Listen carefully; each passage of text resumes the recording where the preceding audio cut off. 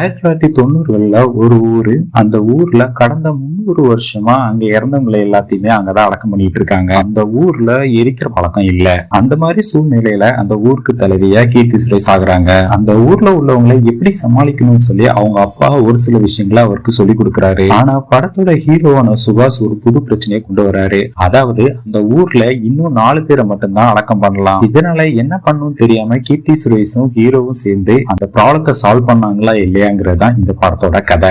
படத்துல ஹீரோயினா கீர்த்தி சுரேஷன், ஹீரோவா சுபாஷும் நடிச்சிருக்காங்க. படத்தை மலையாள டைரக்டரான ஐவி சசியோட பையன் அனி சசி இயக்கியிருக்காரு. படத்தோட பாசிட்டிவ்னு பாத்தீங்கன்னா கீர்த்தி சுரேஷ் சுபாஷோட நடிப்பும், சுபாஷோட அம்மாவா வர்றவங்க அவங்களோட நடிப்பும் நல்லாவே இருந்துச்சு. ஒரு சில இடத்துல காமெடிஸ் நல்லாவே இருந்துச்சு. நெகட்டிவ்னு பாத்தீங்கன்னா இந்த படத்தோட ஸ்கிரீன் பிளே, ஹீரோ ஹீரோயினை தவிர இம்பார்ட்டன்ஸ் வேற யாருக்குமே இல்ல. படத்தோட கிளைமேக்ஸ்ல வரக்கூடிய எமோஷனல் சீன் ரொம்பவே நல்லா இருந்துச்சு. மொத்தமா பாத்தீங்கன்னா டைம் பாஸ் ஆகலைன்னா இந்த படத்தை பார்க்கலாம். இந்த படம் அமேசான் பிரைம்ல தமிழ் டப்பிங்லயே இருக்குது.